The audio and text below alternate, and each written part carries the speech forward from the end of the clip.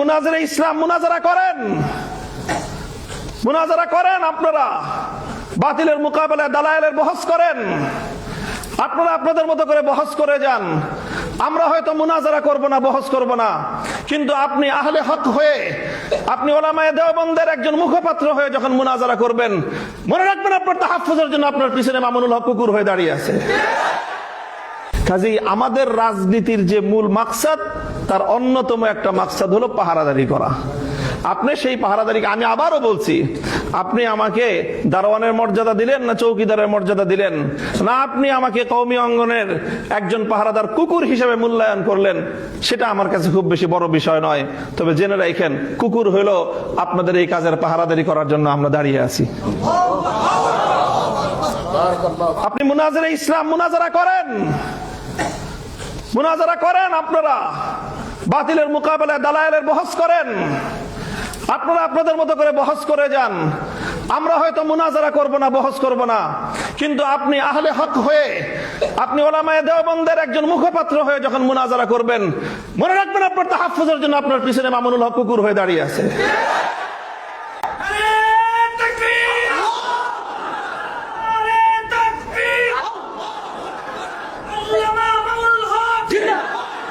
এটা হলো আমাদের রাজনীতি, এটা হলো আমাদের রাজনীতির খুব নিগুড় রহস্য, মৌলিক কথা।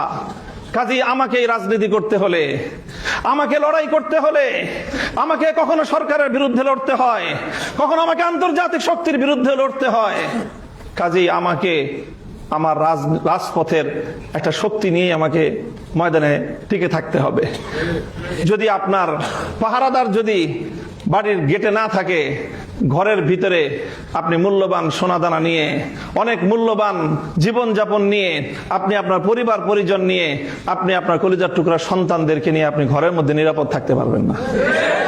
হয়তো আপনার পরিবারের ভিতরে যারা আছেন, ঘরের ভিতরে আপনারা যারা আছেন, তাদের তুলনায় আপনার পাহারাদারের মূল্য অনেক কম হতে পারে, কুকুরটার মূল্য অনেক কম হতে পারে, কিন্তু মনে রাখেন, ওই বাড়িতে দরজায় যদি কুকুরটা না থাকে, ঘরের ভিতরে আপনি নিরাপদ থাকতে পারবেন না। আমাদেরকে আঘাত করেন না, আমাদেরকে দুর্বল করে দিয়েন না, নিরাপদ থাকতে পারবেন না ভিতরে আপনারা। আমি তো বললাম আজকে দাঁড়ান, কে আছেন এই দাওয়াতুল মুসলিম গায়রুল মুসলিমিনের মধ্যে দায়ীদের পিছনে দাঁড়িয়ে রাষ্ট্রের বিরুদ্ধে লড়াই করার জন্য হিম্মত নিয়ে মাঠে নামবেন? কে আছেন? আসেন, আমরা আসবো। আমি ঘোষণা দিয়ে যাচ্ছি আপনাদের কাছে, এটা নিয়ে যদি সামনে আমাদেরকে আরো বড় কোনো পদক্ষেপ নিতে হয়, যদি সরকারের বিরুদ্ধে এটার জন্য রুখে দাঁড়াতে হয়, আমরা রুখে দাঁড়াবো ইনশাআল্লাহ।